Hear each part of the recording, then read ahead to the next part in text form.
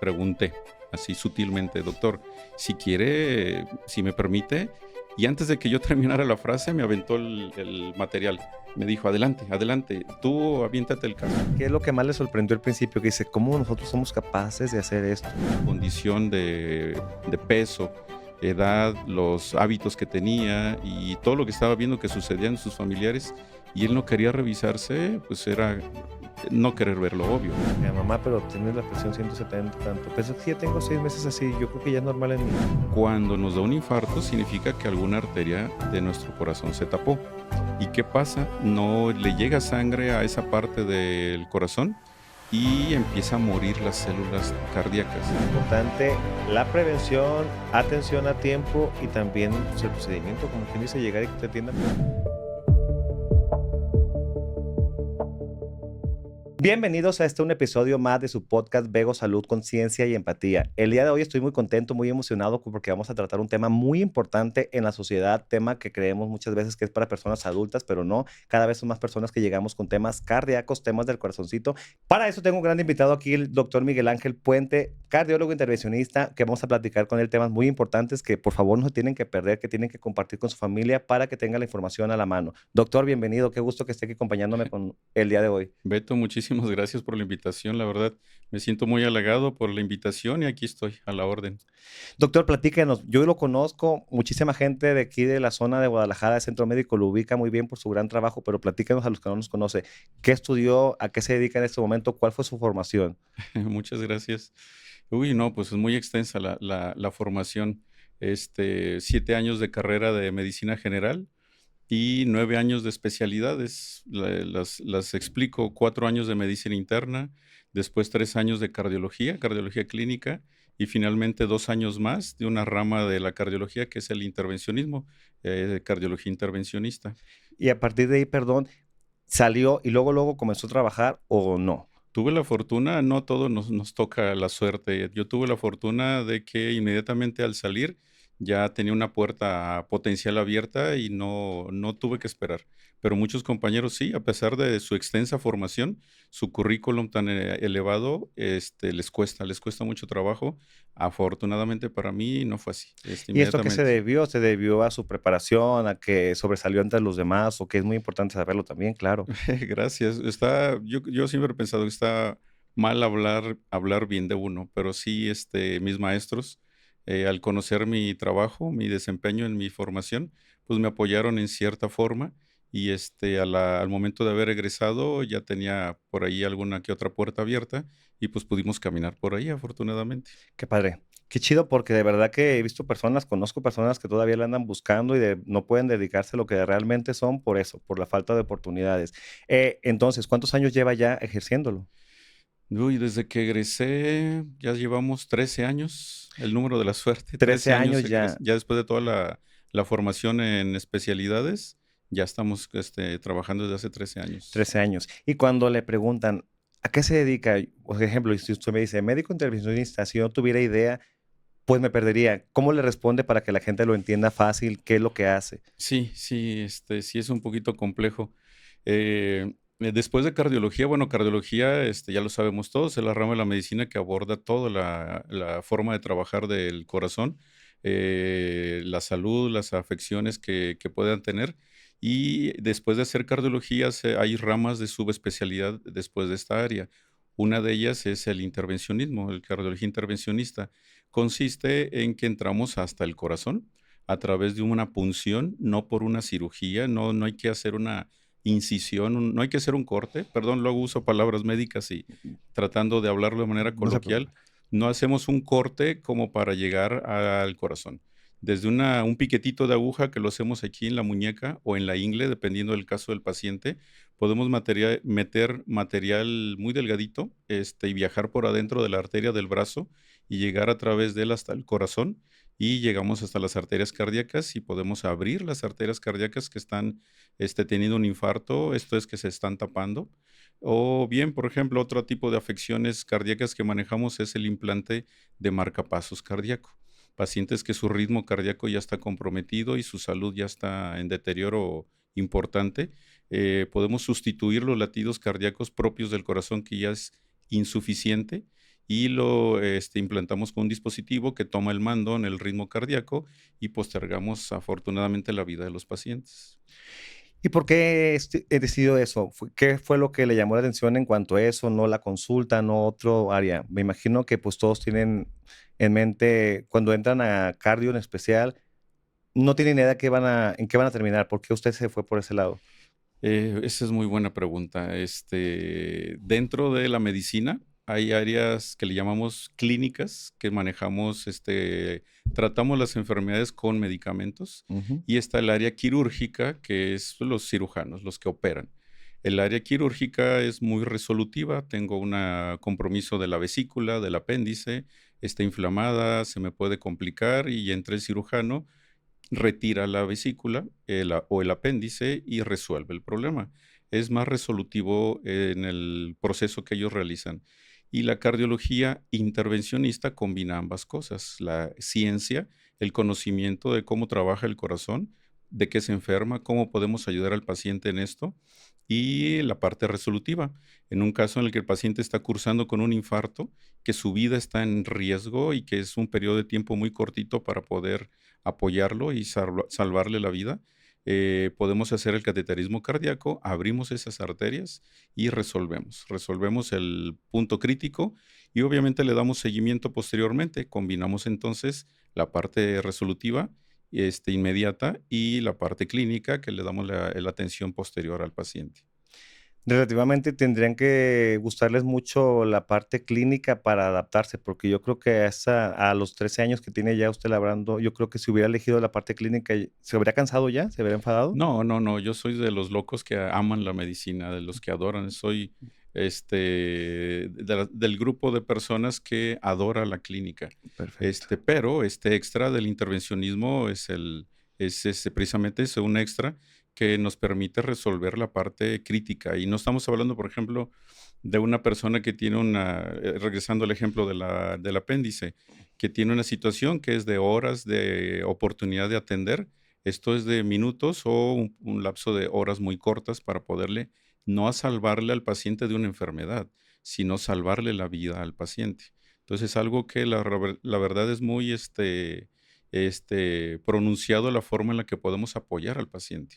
Y rápida. Muy rápida, sí, muy rápida, sí. La verdad es que eso es lo llamativo. O sea, la cardiología en sí el conocimiento en la cardiología es muy bonito, es algo que apasiona. Si me hubiera yo quedado con la pura parte clínica, estaría yo feliz, a gusto, porque es muy padre. Pero agregando esto, que es la evolución que ha tenido la medicina en cardiología, como que es el puntito de la I para que sea perfecto. El plus. Totalmente, sí. La verdad es que estoy muy a gusto.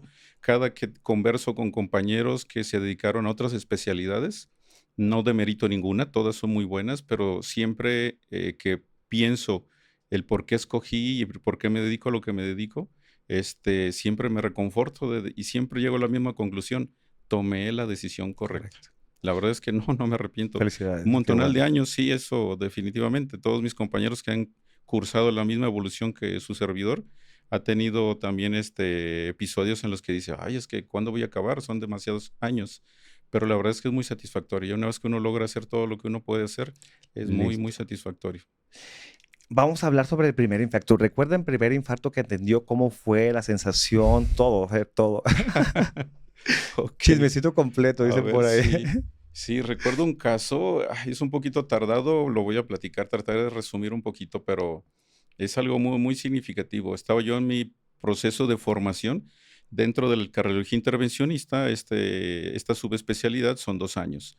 Yo estaba ya en el segundo año de esta etapa y recuerdo que uno de mis maestros estaba a cargo de un caso.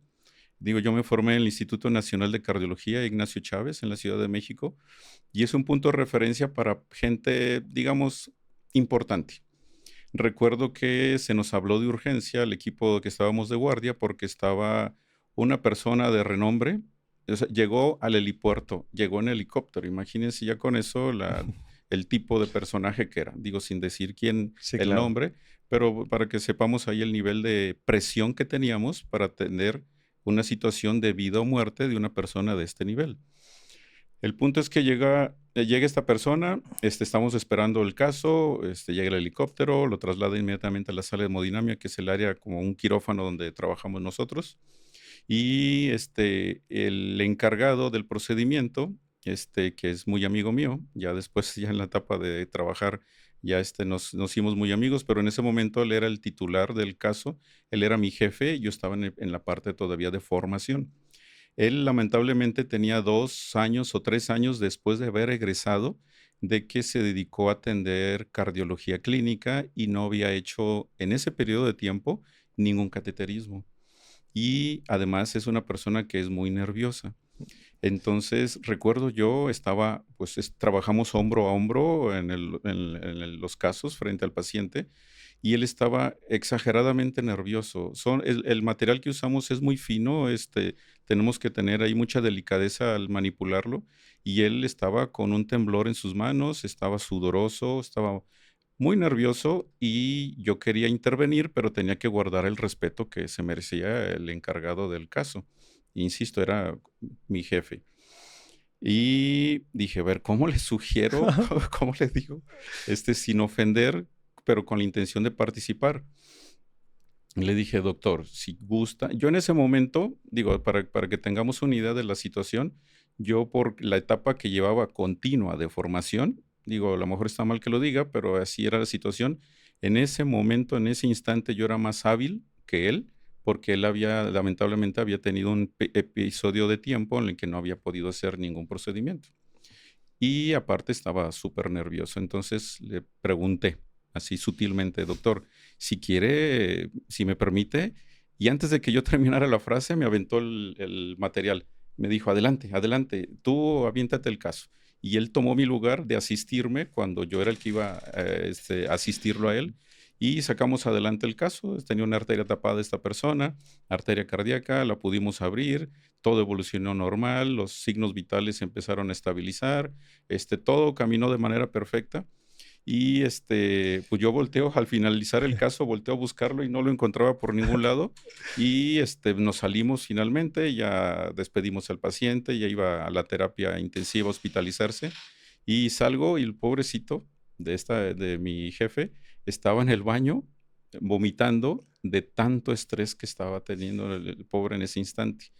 Y pues es algo que lo recuerdo mucho porque fue mi primer caso de atención de que yo era el responsable finalmente y tuve que entrarle porque mi amigo estaba muy nervioso y todo salió muy bien, pero sí es algo que se me quedó, esa anécdota se me quedó grabada de que Y me fue el tocó. primero, literal, que les... Sí, el primero. Estamos en la etapa de formación, estamos haciendo casos, pero siempre asistidos por Sí, alguien que claro. nos está supervisando. Y en ese instante, pues tuve que tomar las riendas, tomar el timón. Y él, pues así como que dijo, Ok, mejor con lo dejo permiso. ahí. Sí.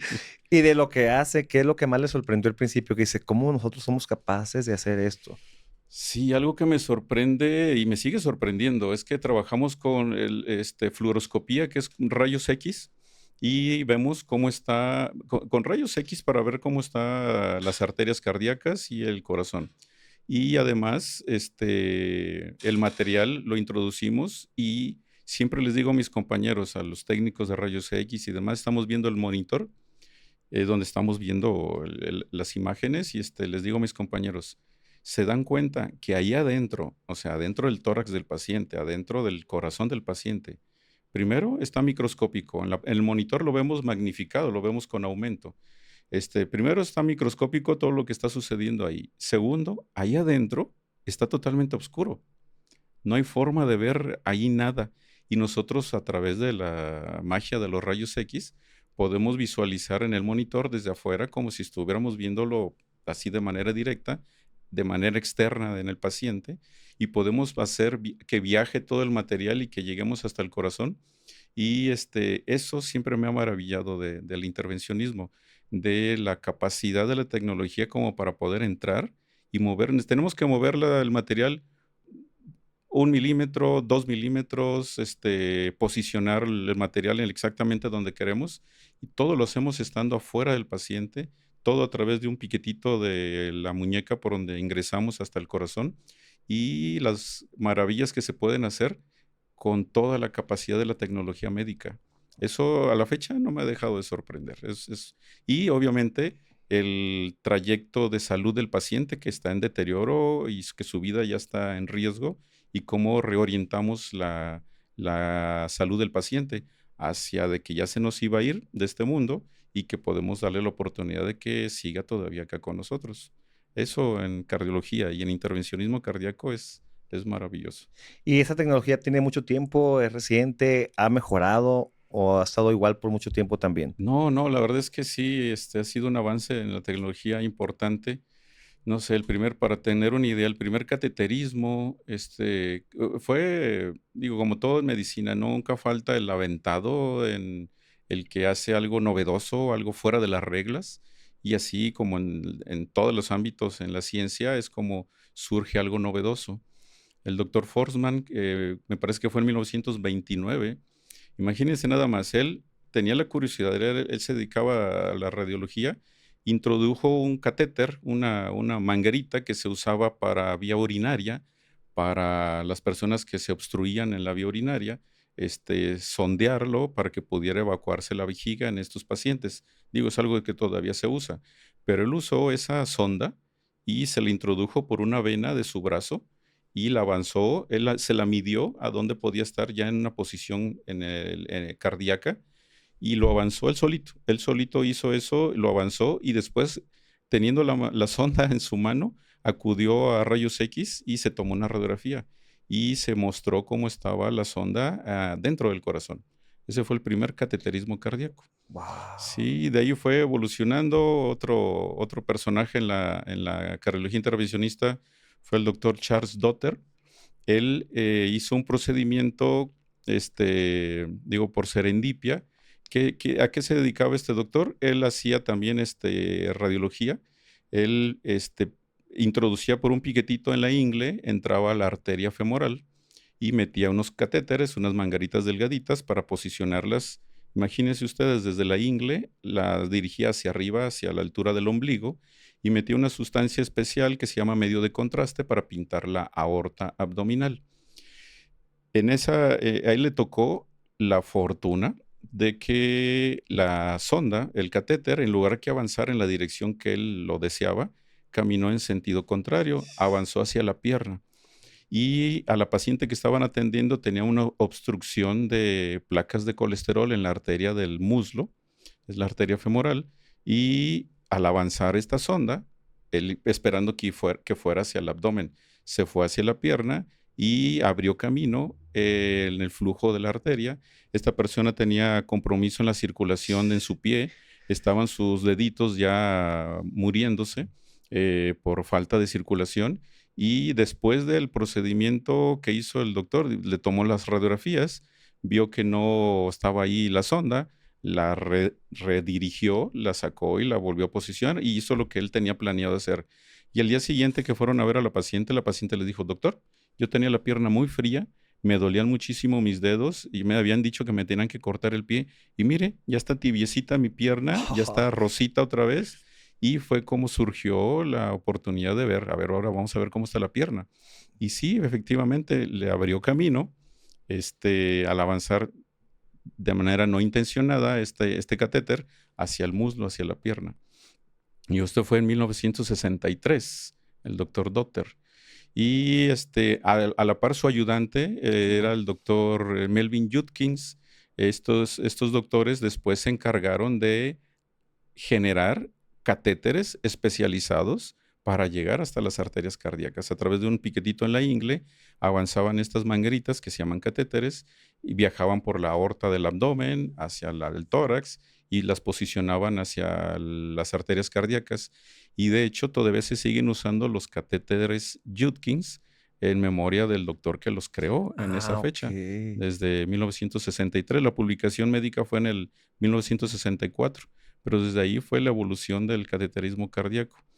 Y después vino el doctor Grutzin en 1977, ya con un avance en la tecnología para lograr llegar a las arterias cardíacas, llegó hasta una arteria, la arteria principal del corazón, que se llama descendente anterior, en un paciente que estaba con datos de sufrimiento cardíaco, que médicamente le llamamos ANGOR, y encontró que estaba la arteria casi tapada por completo por placas de colesterol.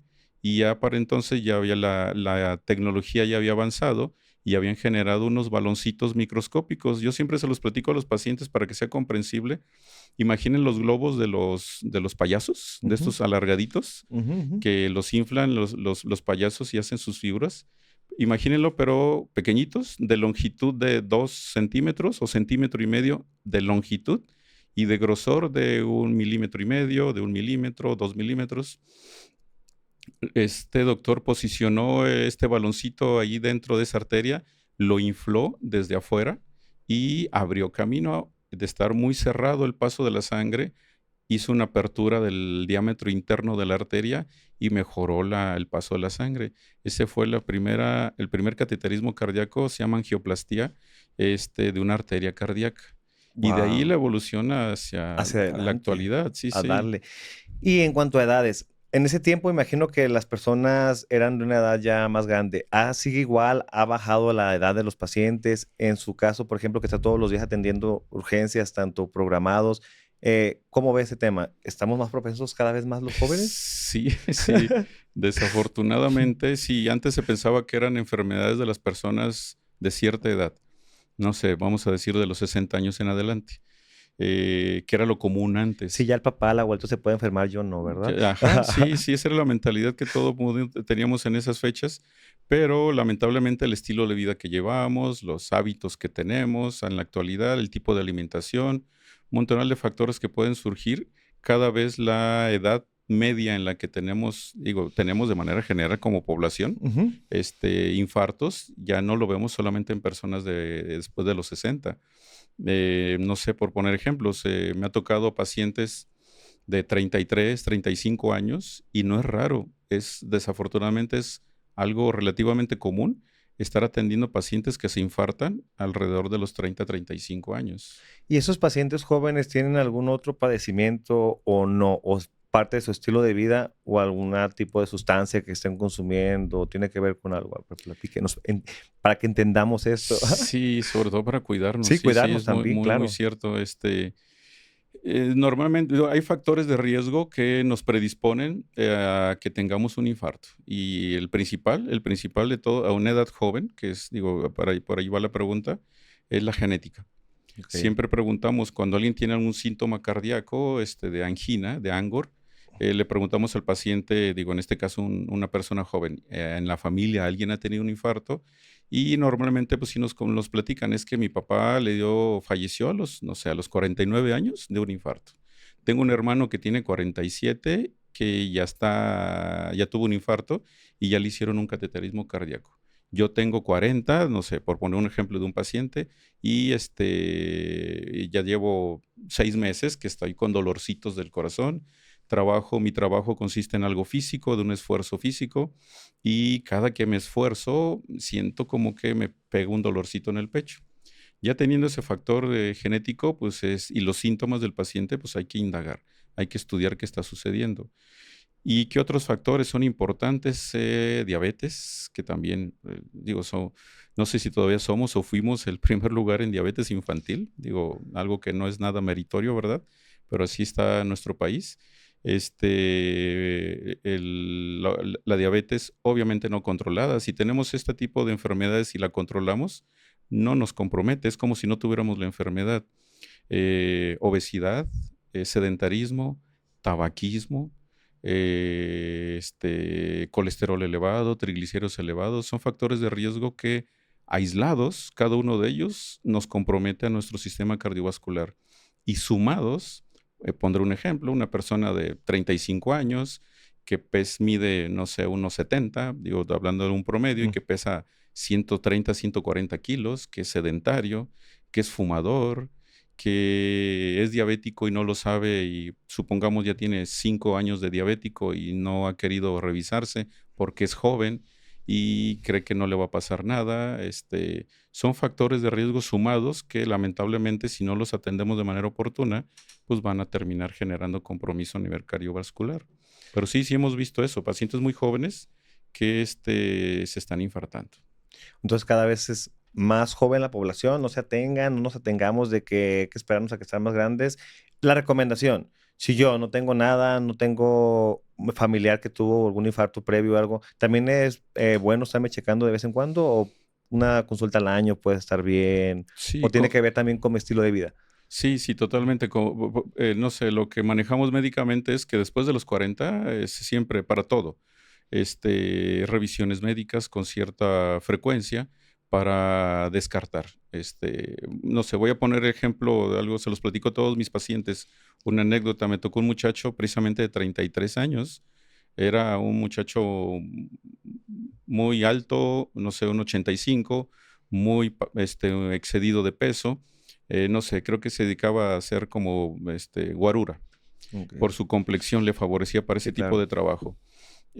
Fumador. La primera pregunta en la consulta es dentro para hacer su historial médico. ¿En la familia hay alguna afección importante, infartos, diabetes? Y su respuesta, yo soy hijo menor de 10 hermanos, somos 10 hermanos. Mis 9 hermanos son diabéticos. Mis 2 padres son diabéticos, mis tíos maternos y paternos diabéticos. Y ya cuestionándole, resulta que ya en la familia habían visto complicaciones de la diabetes, amputaciones, ceguera, infartos, diálisis, insuficiencia renal y consecuentemente la diálisis, ya compromisos importantes que él ya había visto desde muy joven. Insisto, andaba por ahí de los 33 años este muchacho y la pregunta inmediata, obligada, era, ¿y usted se conoce diabético, dado que todo lo que me estaba comentando de su familia? Y fíjese la respuesta que hizo, doctor, yo no me he querido hacer exámenes, no vaya a ser que me digan que también soy diabético. O Oye, sea, era así la negación total a lo obvio. Si tenía todos los factores de riesgo, si ya estaba en una condición de peso, edad, los hábitos que tenía y todo lo que estaba viendo que sucedía en sus familiares, y él no quería revisarse, pues era no querer ver lo obvio. como que firmando su propia carta de suicidio Sí, ya, ¿no? Como bueno, quien dice, sí, prácticamente porque sí. pues oye, atiéndete, si desde el primer momento que sabes que toda tu familia tiene un padecimiento, pues oye, me checo, ¿no? Hay que revisarse, exacto. O sea, con lo que no podemos luchar es con la genética. Y los factores con los que sí podemos, estoy pasadito de peso, pues debo de bajar de peso. Fumo, pues no debo de fumar. O sea, son factores que sé que son nocivos. Sustancias que podamos usar ahí de manera de probaditas, pues no, o sea, sabemos que son tóxicos y que debemos de sacarle la vuelta. No hago ejercicio, mi trabajo me absorbe totalmente, pues debo darme espacio para poder hacer algo de actividad física. Todos estos hábitos están en las manos de nosotros corregirlos. La genética, pues no hay para dónde hacernos, pero existe la valoración. Va- si tengo la genética familiar y yo tengo 35, pues me reviso. Claro. Voy con el cardiólogo, me hará un estudio especializado, por ejemplo, una prueba de esfuerzo. Estoy todo bien, perfecto. O sea, a mi edad, no sé, en este ejemplo, 33, la voy librando. Esperemos que no me suceda lo que he visto en mis tíos y mi padre. Cumplo 36, 38, me sigo revisando con el cardiólogo, todo bien. Y vamos a poner un ejemplo. A los 40, algo apareció en el chequeo que me hizo el cardiólogo. Y el cardiólogo ya le dirá, ¿sabes qué? Hay que hacer algo, un escrutinio más profundo, hay que investigar esto o aquello. Y si empezara alguna complicación, ya el cardiólogo nos podrá decir qué hacer para que evitemos caminar por el camino que no deseamos que suceda. Claro. Y lo podemos prevenir, o sea, factores, y repito, que están en las manos de nosotros, atender. Y la genética, estarnos revisando y atendernos de manera Yo siempre les oportuna. digo, en todas las circunstancias, ¿por qué decir, a mí no, yo soy diferente a los demás y a mí no me va a pasar? Ujú. Entonces, pues mucho ojo, hay que checarnos y más cuando tenemos antecedentes ya familiares o sabemos que no estamos llevando una vida saludable también. Estamos hablando de sustancias, también tenemos cuestiones en cuanto a las bebidas. Ahorita tenemos muchas bebidas en el mercado que combinan esto con lo otro, que esto. También corremos riesgos en cuanto a sistema cardiovascular con estas bebidas nuevas que están surgiendo cada vez más. Pues sí, sí, güey, es que hay un montonal de cosas que surgen ahora. Por ejemplo, las salidas a divertirse de los jóvenes de antes, que ya no estamos jóvenes, pues era pues, el alcohol. Y sí, pues obviamente en exceso, pues no es nada bueno para el organismo. pero desde hace unos años para acá ya están agregando bebidas energetizantes a las bebidas embriagantes. Eso genera una descarga de adrenalina importante en la persona que ingiere. Obviamente va en mucha relación con el volumen. Si me tomo una sola bebida y lo combino ahí con agüita mineral o algo así, pero no me excedo en volumen, podría tolerarlo. Pero no, ya enfiestada la persona, pues no se mide. Y aparte del alcohol, pues el tabaco, quizás muy seguramente que normalmente lo acompaña y agregado con sustancias energetizantes, esas bebidas, genera una reacción cardiovascular de acelerar, sube la presión arterial, sube la frecuencia cardíaca. De hecho, hay una afección en cardiología que se llama, le nombramos corazón de fiesta. ¿En qué consiste esto? Que es tanto la ingesta de estimulantes, estoy hablando de las bebidas energetizantes, que el corazón se acelera, la presión se sube de manera importante, el corazón se acelera de manera drástica que es insuficiente para bombear en cantidad de sangre adecuada y sufre el corazón y podemos llegar a infartarnos. Esto aún en corazones sanos. ¿Por qué? Por la exigencia que está teniendo ese corazón ante las sustancias que se le están ministrando al cuerpo. Entonces, sí, definitivamente, el hacer combinaciones de cosas extrañas no es adecuada la decisión. Y pues los cuidados que siempre se han sugerido de que las bebidas que no estén adulteradas, cuidar todo esto de manera importante por otro tipo de ámbitos de compromiso de salud que puedan surgir, pero hablando de la perspectiva cardiovascular, estas sustancias ya nos han generado muchos compromisos. Nos han tocado personas muy jóvenes. Ahorita, tomando en cuenta esto, recordé otro caso, un muchachito de 22 años que había inhalado algo, sabrá Dios qué habrá sido, él habrá sabido, y tuvo un infarto importante porque las arterias cardíacas ante el estímulo de este tóxico se colapsan por completo e impiden que pase la sangre y esto genera un infarto. Y este muchacho perdió una buena cantidad de tejido cardíaco que quedó con, digo, hablando así en porcentajes, no sé, una quinta parte del funcionamiento cardíaco. Quedó vivo, logramos ayudarle de que no falleciera, pero quedó con un daño grandísimo en su corazón.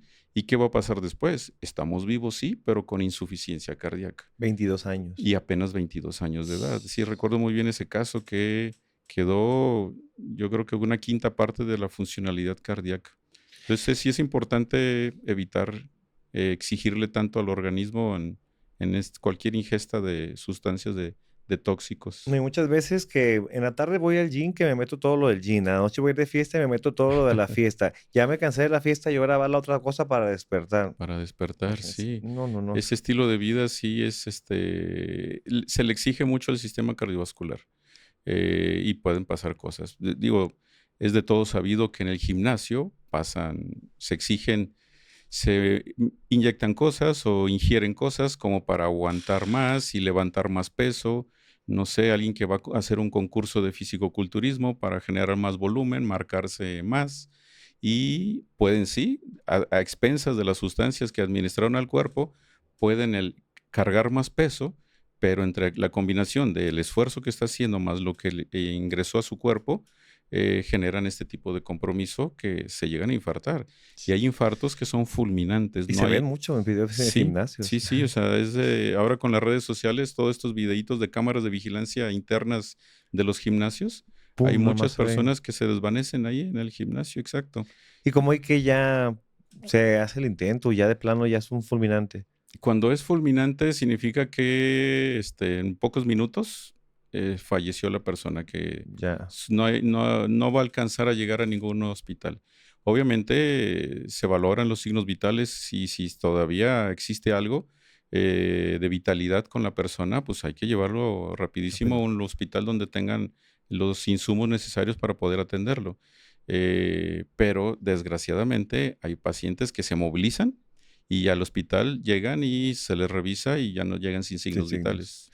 A pesar de que tenemos el montón de videos ya en este tiempo, un montón de información, ¿qué mitos es lo que más surge en cuanto llega el paciente a consulta? ¿Qué es lo que menos cree la gente en cuanto a este tema de cardiología? Precisamente es eso, que estoy joven, no me va a pasar nada. O bien estoy sin síntomas, pues no tengo nada. Digo, es muchas veces la respuesta del paciente. Oiga, es que usted tiene la presión, no sé, en 200, pero no siento nada. Por lo tanto, no tengo nada. Y aparte, estoy joven. Entonces, no tengo nada y no me va a pasar nada. Ese es algo, es un mito muy importante, muy común en el área de cardiología, de que los pacientes pensando que son jóvenes se sienten que no va a generarles ningún compromiso de salud los hábitos que pueda tener y se desatienden en su persona. Por ejemplo, mi mamá padece presión alta, ¿no? Y de repente yo le decía: "Mamá, pero tienes la presión 170 tanto". "Pero es que ya tengo 6 meses así, yo creo que ya es normal en mí". Ah, ese es otro mito también, sí es cierto. Eh, esto sí, que bueno, ese es un comentario muy, muy bueno. Una persona que tiene alguna afección, vamos a poner dos ejemplos, diabetes o presión alta. Antes se decía, es que yo ya tengo, no sé, 80 años de edad, por lo tanto es permisible por mi edad que yo tenga la presión en 150, 160. O mis niveles de azúcar en sangre, dado que tengo 50, 15 años de diabético y tengo 75 años de edad, entonces yo puedo tener 130, Y 140 estoy de bien yo. azúcar y es lo que es correcto para mi edad. No, las enfermedades, ¿a dónde hay que dirigirlas? ¿A dónde hay que llevar al paciente? A rangos normales. Tengamos la edad que tengamos como pacientes. Podemos tener 100 años o podemos tener de edad o podemos tener 30 años de edad y los niveles de azúcar, los niveles de presión arterial, hay que llevarlos a los niveles de una persona que no tiene la enfermedad. O sea, niveles totalmente normales. Es que estoy un poquitito arriba. Ah, pero pues es como yo Haciendo tengo, siempre. sí, este ejemplo, es que tengo yo 70 años de edad y pues yo puedo manejar 150, 170 de presión arterial. No, va a pasar algo con esta Y es persona. de cuando vienen los infartos, ¿no? De que ya fue mucho tiempo con su presión alta, el corazón ya no aguantó y fue cuando explotó. ¿Cómo se siente un infarto? ¿Cuáles son los síntomas que siente la persona? ¿Qué es lo más común? A ver, platíquenos. Sí, sí, el infarto, igual haciendo comentarios de antes y ahora. Antes se pensaba que era el dolor, caminaba el dolor en el pecho, que caminaba para el brazo izquierdo. Si teníamos un dolor en el pecho que caminaba para el brazo derecho, entonces no era infarto. Sí, lo seguimos viendo en novelas y películas todavía de Ah, que, ay, es infarto de movió. Ajá. sí, y esto sí lo hacen así como que, ay, caminó hacia el brazo Ajá. izquierdo. El dolor del infarto es un dolor que puede ser muy intenso o puede el paciente tener algo que le llamamos nosotros disconfort torácico. Ujú. Disconfort es, "Ay, siento así algo extraño, siento como el pecho apretado, siento como que jalo aire y no me es suficiente, estoy un poquito sudoroso, sudor frío, o me duele la boca del estómago, pero padezco gastritis. Entonces, seguro es gastritis, me voy a tomar mi medicamento para la gastritis. Y no, muchas veces esos síntomas vagos, inespecíficos, son manifestaciones francas de un infarto. Otro dato es la dificultad respiratoria. A lo mejor no siento dolor, pero siento que jalo aire y que no me es suficiente. Siento esa sensación. O bien el otro detalle que mencioné, opresión torácica, siento el pecho apretado. Oiga, ¿tiene usted dolor? No, no me duele nada. No, ¿le duele el pecho? No, no, pero siento como que estuviera alguien sentado aquí arriba de mí y no me deja jalar aire. Entra el aire, pero la persona percibe que no le es suficiente. Son síntomas que son inespecíficos, que son algo difusos, no francos de un infarto, de como se sospechaba anteriormente, y en realidad está cursando con un infarto. Otro ejemplo que es también muy común es que el dolorcito sutil y dolor en el maxilar, y las personas creen que son molestias de las muelas. ¿Y qué Mm. pasa? Ir al dentista. El dentista le encuentra ahí alguna cariecita o algo. Ah, pues hay que tratar eso y con eso se le va a quitar su dolor que le está dando aquí en su maxilar.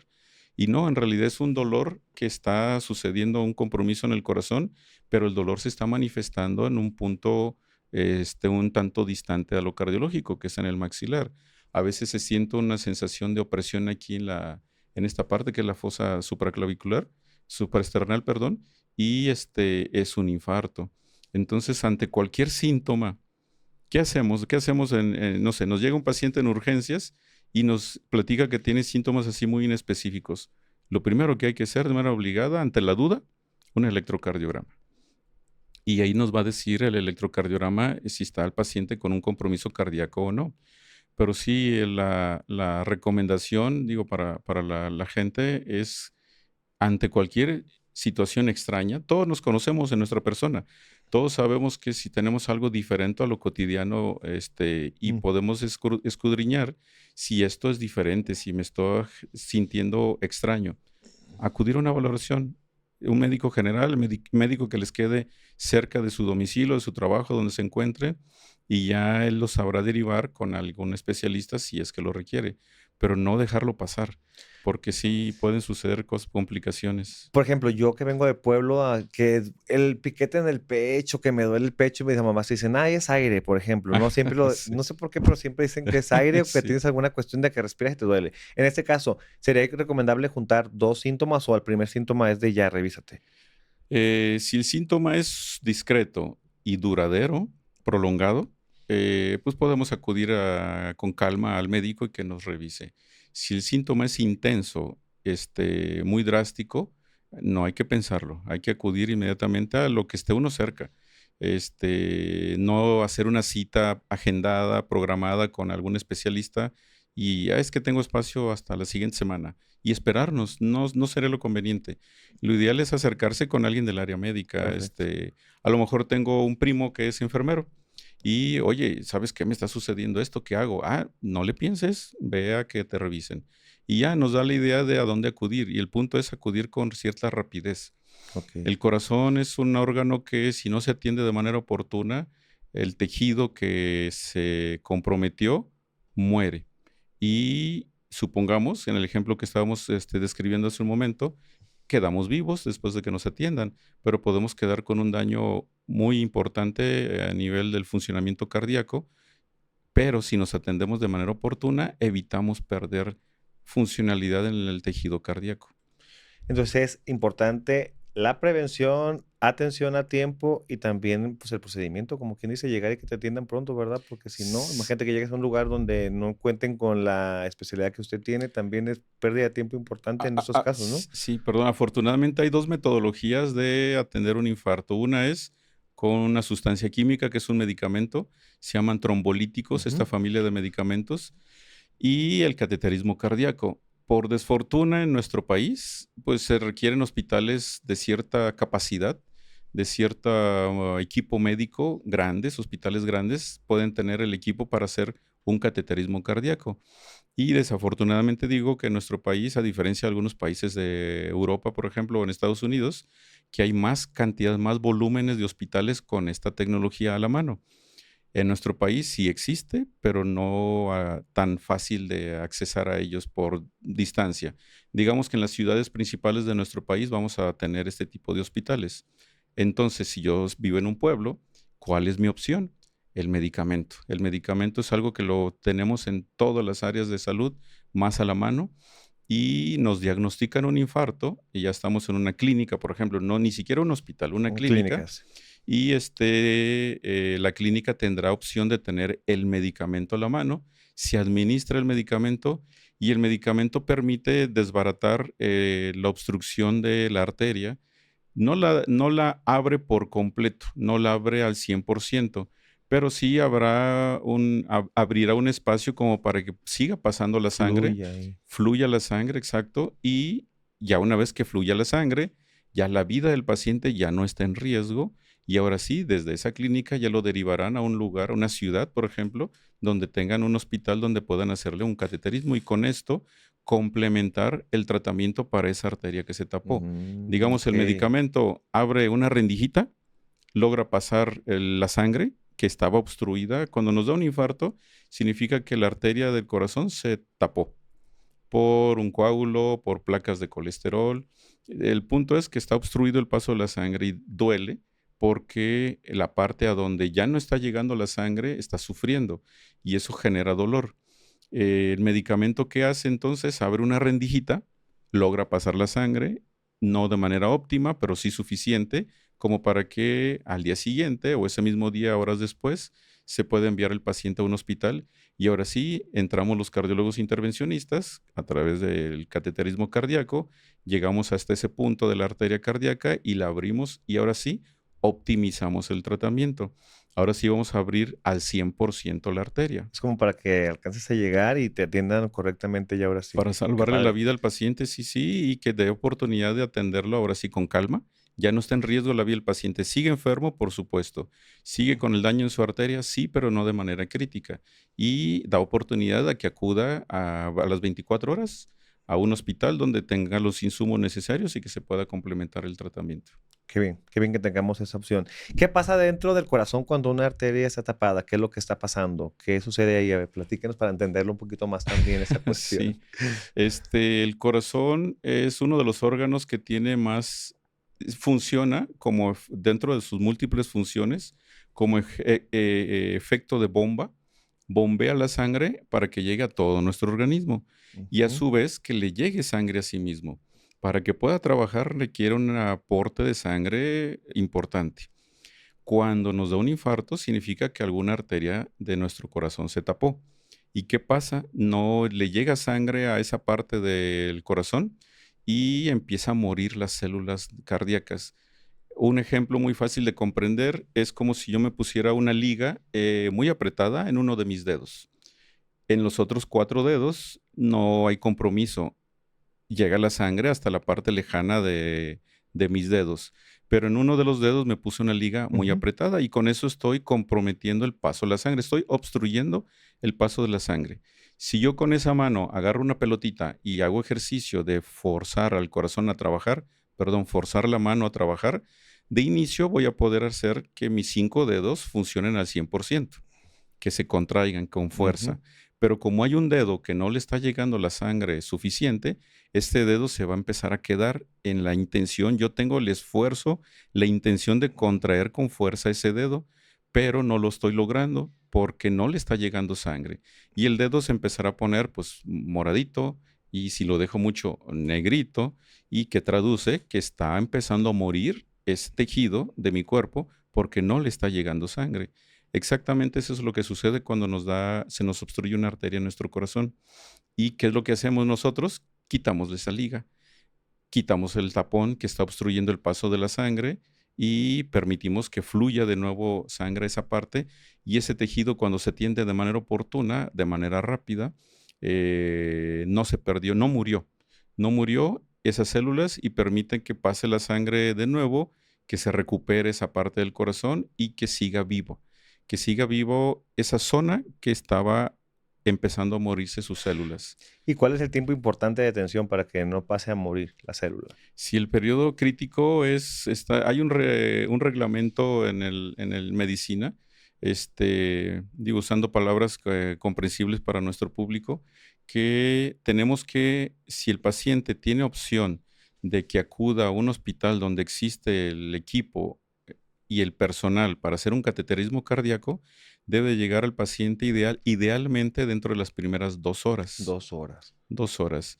Si el paciente, como lo mencionábamos, a lo mejor vive una parte distante de la ciudad o en un pueblo, en un municipio del estado y hasta la capital del estado está este hospital, entonces, ¿cuál es la opción? O el medicamento. Y Medicamento. la indicación para administrar el medicamento es que hay que hacer el diagnóstico y administrar el medicamento dentro de los primeros 30 minutos. Eso nos permite salvar mucho tejido del corazón. El medicamento abre el camino, permite que pase la sangre, sigue vivo esa parte del corazón y después ya se envía con calma a un hospital que se pueda abrir por completo la arteria. Pero sí, tiempo ideal, 2 horas. Si hay opción de que llegue a un hospital con cateterismo cardíaco o media hora, si la opción es con medicamento. Medicamento. Pues el tiempo es muy importante y muy interesante a pesar de que estemos en la ciudad. Si tenemos una circunstancia de esto, yo creo que lo más recomendable sería pedir ambulancia, ¿no? Para llegar a tiempo, porque muchas veces queremos hacernos los valientes o no queremos molestar a alguien y queremos llegar y el tráfico de repente. Entonces ya vimos que el tiempo es importante, 2 horas son el tope, como quien dice, ¿no? Las críticas. Si después de 2 horas se puede salvar el corazón, sí, pero después de 2 horas ya podemos empezar a restar el tejido que podemos salvar. Mm. Sí, Pero entonces digamos, el tiempo. supongamos el paciente se pudo atender a las 8 horas y no hubo medicamento que le administraran en ese periodo de tiempo y llegó a un hospital a hacerse el cateterismo 8 horas después. Vamos a hablar en porcentajes. Si tiene una área del corazón, por aquí, si hay oportunidad, aquí traje una Sí, sí, maquetita sí. cardíaca. Voy a tomarla, voy a moverme, perdón. Sí, sí, sí. Voy a tomarla, pues, nada más para mostrar aquí al público. Este, Aquí tenemos una maquetita del corazón y estamos viendo las líneas rojas son las arterias del corazón, las que irrigan al tejido del corazón. Supongamos que esta arteria que está pasando por aquí, que lo vemos, es la que se obstruyó, ay, perdón, al inicio de la arteria. Entonces, toda esta parte, voy a ponerlo así con mis dedos cubriendo, toda esta parte del corazón está muriendo. Muriendo. Y si el paciente lo logramos atender en el periodo que comentamos, vamos a salvar la totalidad del tejido. Pero si tardamos horas porque no hubo oportunidad de atenderlo de manera rápida, entonces de la totalidad a lo mejor vamos a recuperar un segmento y vamos a tener mucha área del corazón que se perdió. Esto va a generar, sí, el paciente lo vamos a tener vivo, pero vamos a tener un corazón que va a estar trabajando no al 100%, sino ya con dificultad y eso genera insuficiencia cardíaca. Paciente vivo, obviamente seguimiento cardiológico el resto de su vida, pero con daño cardíaco. Con daño cardíaco ya. Y el tejido que se perdió, ya se perdió, ya no hay, ya se murió. No hay forma que lo podamos revertir. Entonces sí es importante El acudir, tiempo de acudir de manera atención. importante, de manera rápida, perdón. Súper bien. Y ahora sí, ya pasemos, ya que tenemos ahí el corazoncito ahí presente, pasemos ahora sí a hemodinamia. ¿Qué es? ¿Qué es un cateterismo cardíaco? A ver, explíquenos Ah, para ok. todos los que estamos aquí. Sí. ¿Qué es? Porque todo el mundo decimos, le van a hacer cateterismo, no, le van a abrir el pecho, le van a sacar el corazón, no. Muchas S- dudas, muchas Sí, preguntas. sí, la gente tiene la idea de que cuando nos hablan de algo cardíaco me van a hacer algo en mi corazón. Sí, sí, sí. Pues es entendible, por desconocimiento me van a abrir el pecho para curarme, operarme el corazón. Mm. El cateterismo cardíaco, afortunadamente, el avance en la tecnología nos ha permitido hacer lo que antes se hacía a corazón abierto, abrir el tórax, exponer el corazón y poder reparar las arterias. Ahora lo podemos hacer sin necesidad de abrir el corazón, sin necesidad de abrir el tórax y llegar hasta el corazón a través de una cirugía. ¿Cómo lo hacemos? A través de un piquetito, a través de la ingle. Voy a dejar esto por aquí para Ujú. nada más que siga aquí al alcance. A través de la ingle o a través de la arteria que tenemos aquí en la muñeca. Primero, no se necesita desconectar, anestesiar por completo al paciente. Entonces el paciente está despierto completamente. Está despierto. Si Perfecto. hay pacientes que están muy angustiados o que su personalidad es muy ansiosa y nos solicitan, doctor, a mí duérmame y despiértame cuando ya haya terminado. Pero el cateterismo lo podemos hacer y estar conversando, platicando con el paciente. ¿En qué consiste? Vamos a anestesiar, aquí en la muñeca, 1 centímetro cuadrado de piel, como cuando vamos al dentista, que vamos a que nos atienda una pieza dental y solamente está entumido ahí, el dentista, pues estamos nosotros despiertos, el dentista está trabajando y esa zona está entumida y no lo percibimos y no hubo necesidad de que nos durmieran por completo. Ujú. Ok, el único que va a sentir el paciente es el piquetito pequeñito con una aguja microscópica muy finita, digamos que del grosor de un cabello, la agujita con la que vamos a poner el anestésico en la piel. Y es la total molestia que va a tener el paciente. Y una vez que está entumida esa zona, está anestesiada, entonces con una aguja picamos y entramos a la arteria de la muñeca. Eso ya no lo siente el paciente. Y a través de este piquetito introducimos unas mangueritas muy delgaditas que se llaman catéteres, que los catéteres miden de grosor 2 milímetros y viajamos desde este punto de la arteria de la muñeca a través del brazo, de la arteria del brazo, viajamos hacia el tórax y entramos hacia las arterias del corazón. Y aquí tomando en cuenta esta maqueta, llegamos por una de las arterias que es esta, que está por aquí así. Vamos a suponer que de este lado está el brazo del paciente, aquí la clavícula del paciente y entramos por esta arteria y bajamos a través de la arteria principal del corazón que se llama aorta y posicionamos los catéteres en donde nacen las arterias del corazón. Eso por dentro del brazo, por dentro del pecho, no lo sentimos, no tenemos sensibilidad interna y podemos viajar con el material que estoy conversando a través de el sistema arterial y llegar hasta el corazón y el paciente no siente absolutamente nada.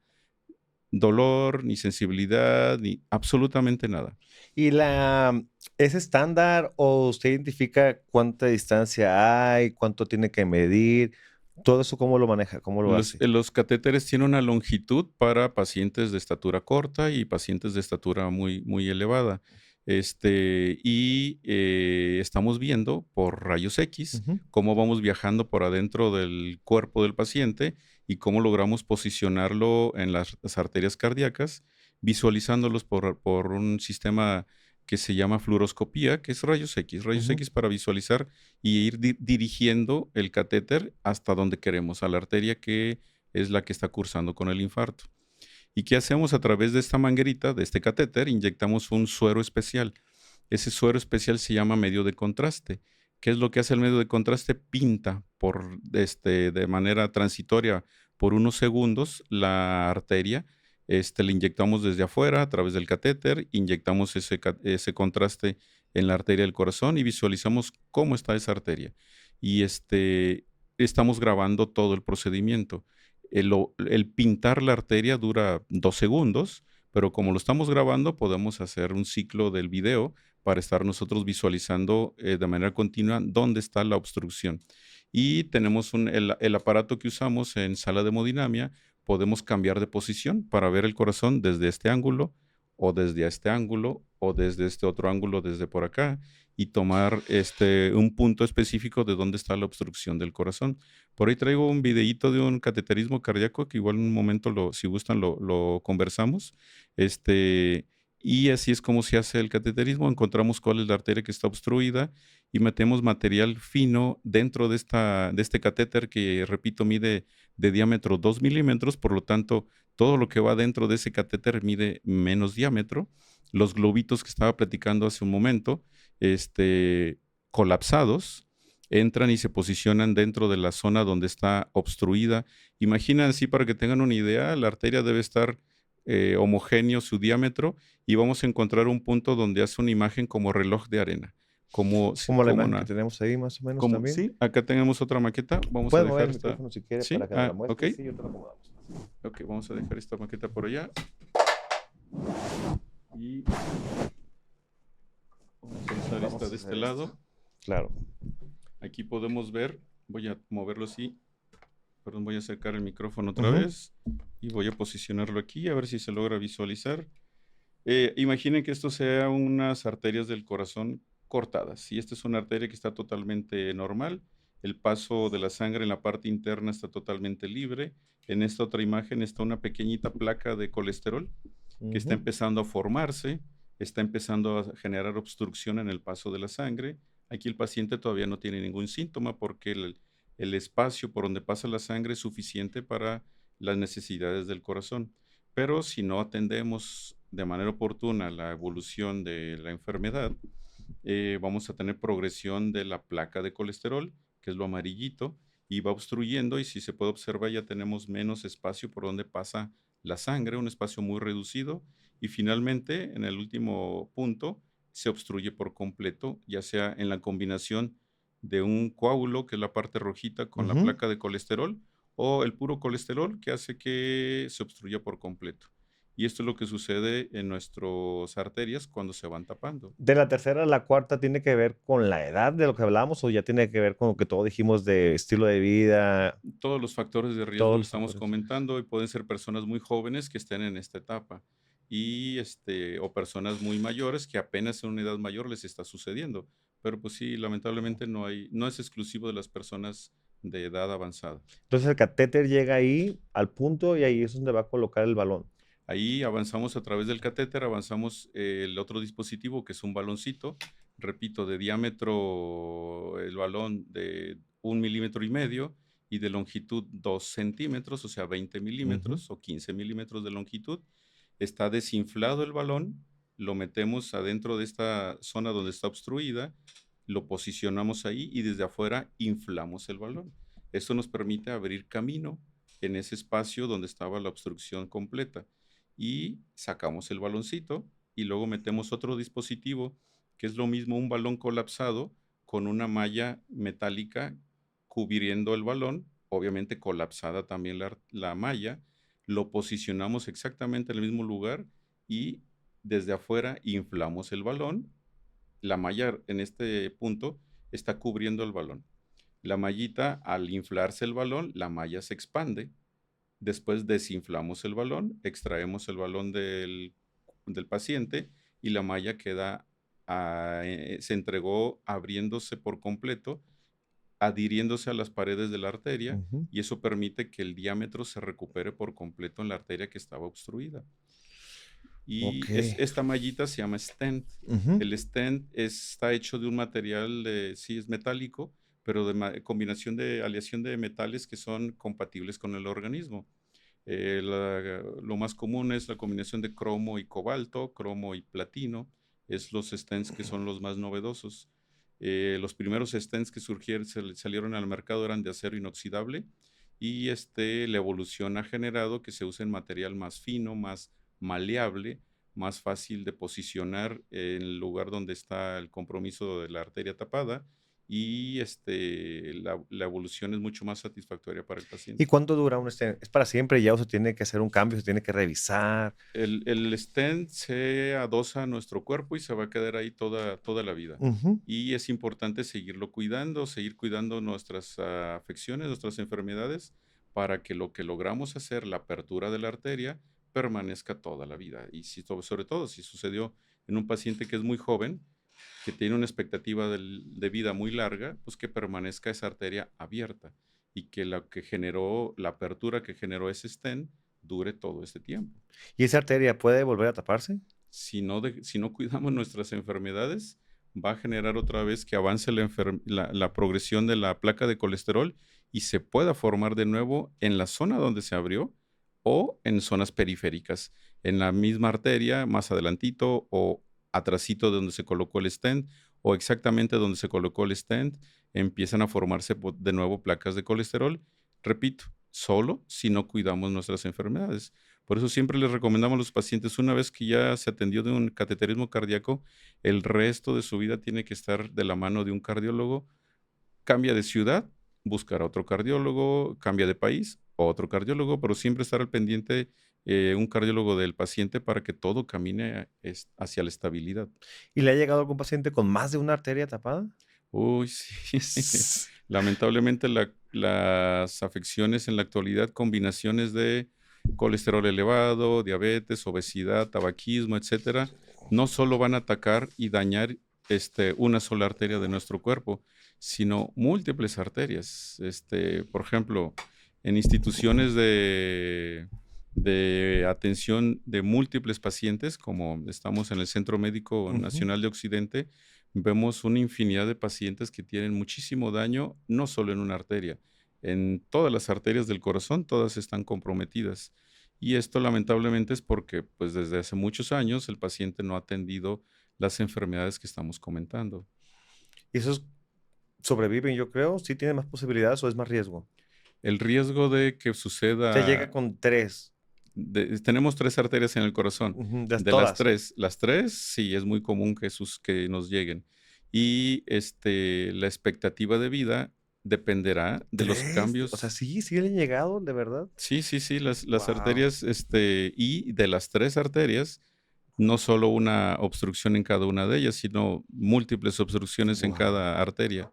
Sí, son casos, la ¿Qué verdad es estilo de vida que tiene que haber llevado esa persona, yo creo, sí, no? lamentablemente, pues la idiosincrasia de nuestra población genera que nos descuidemos mucho en nuestra salud, o que dejemos pasar muchas etapas en las que debemos de haber tenido el cuidado adecuado, y dejamos que progrese la enfermedad. Y llega un punto en que ahora, algo que siempre les comento a todos los pacientes: si tengo dañadas las arterias de mi corazón, ¿son las únicas arterias de mi cuerpo que están dañadas? No.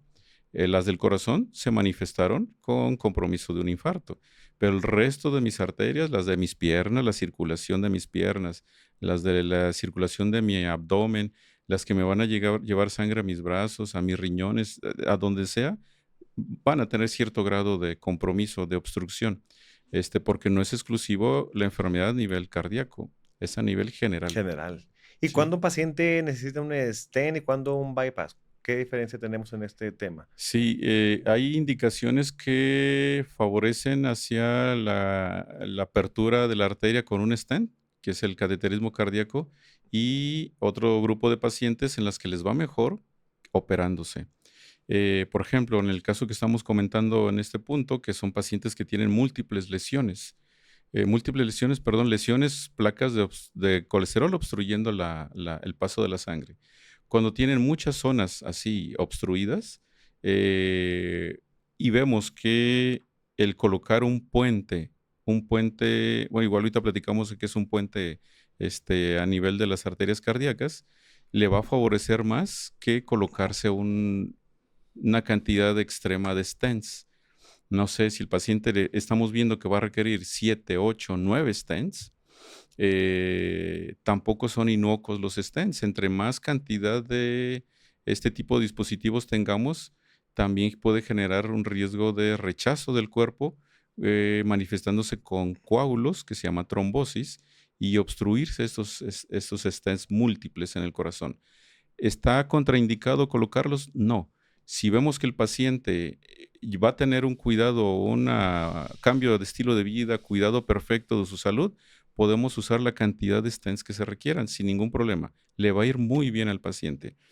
Pero si vemos que es un paciente que pues, es de los que son negados a tomar medicamento, negado a cuidar su alimentación, tiene los hábitos que estamos comentando, sobre todo el tabaco, y vemos que es un paciente que le pongamos muchos stents, le va a generar un riesgo a mediano, corto o largo plazo, estos pacientes se beneficiarán más de hacerle un bypass cardíaco, que es un puente Un cardíaco. puente cardíaco. ¿Y cuánto? A ver, yo digo 6, 7 stents, eso escuchamos muy bonito, pero usted está en el sector salud ahorita y mucha gente tenemos el privilegio de tener IMSS, pero en cuanto a costos, ¿qué tan caro es un stent, un simple stent o un procedimiento? La verdad es que la inversión que se hace a nivel hospitalario o institucional es muy grande para este ámbito en la medicina. Para los medicamentos tomados, se requiere cierta porcentaje del presupuesto de salud, pero para este tipo de materiales y otros materiales, complejos en otras áreas de la medicina, se invierte también muchísimo dinero, y la población en general no sabe, no se da cuenta de que es, muy costoso lo que le estamos ofreciendo al paciente.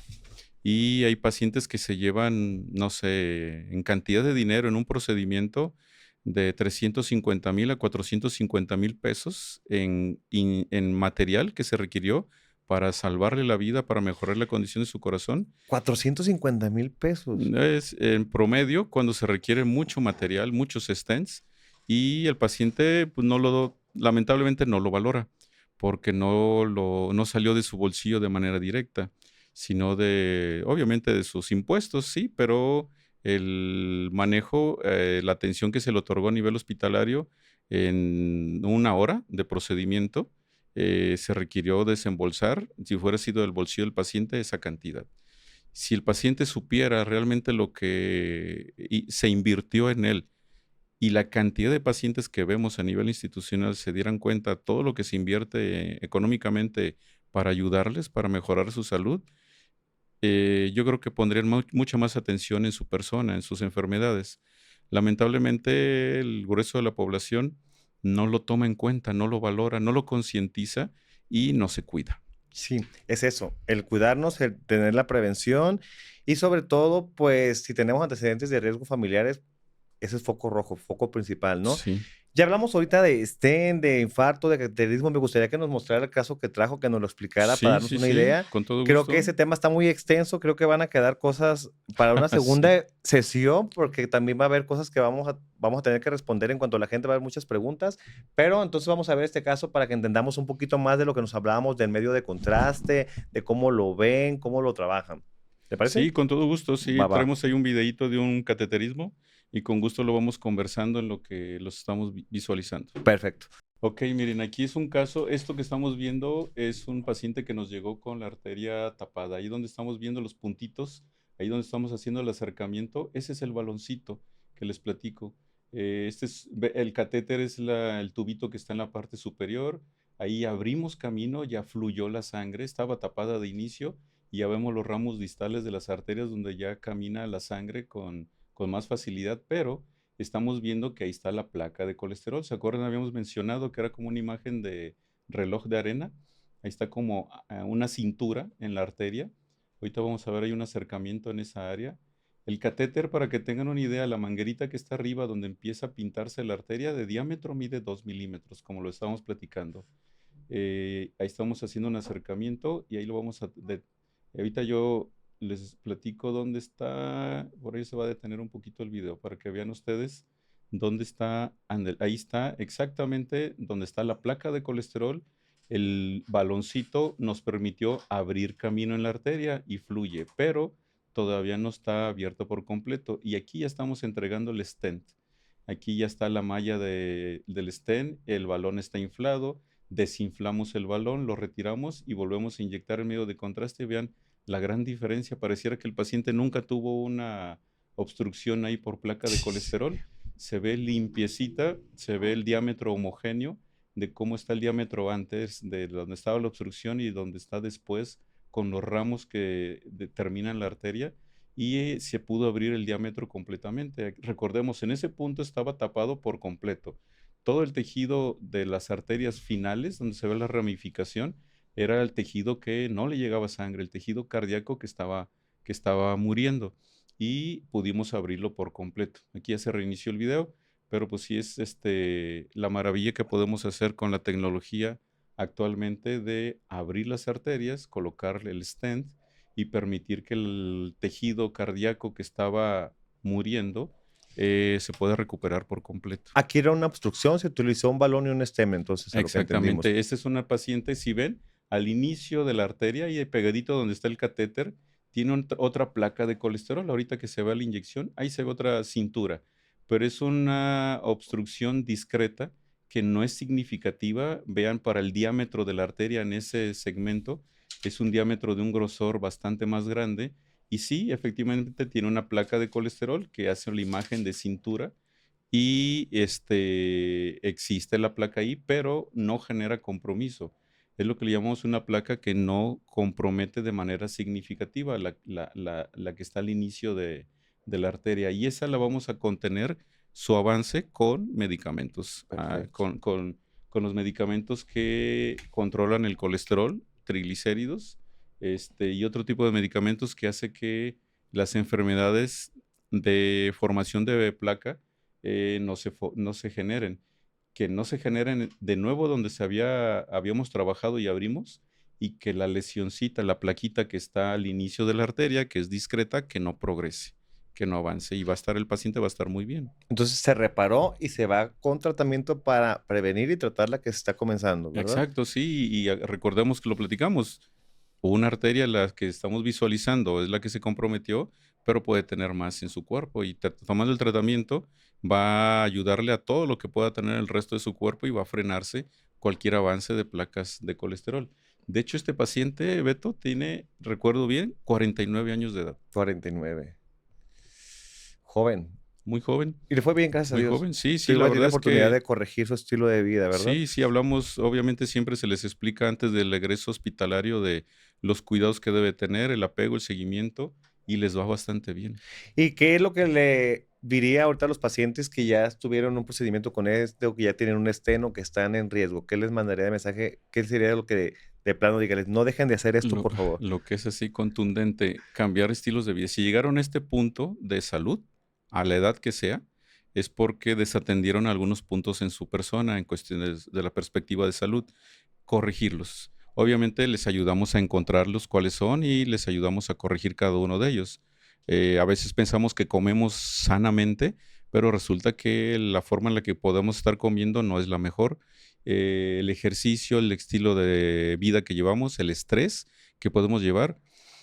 Tengo muchos pacientes que lamentablemente por la condición económica necesitan estar en 2 trabajos o 3 trabajos y eso traduce, no sé, por ejemplo, es muy común maestros de primaria que están en la mañana en un turno, en el turno matutino en una escuela y tienen que salir corriendo a atender el turno vespertino, no en la misma escuela, sino en otra escuela, con el tráfico del mediodía y llegar a otra escuela distante al de la previa.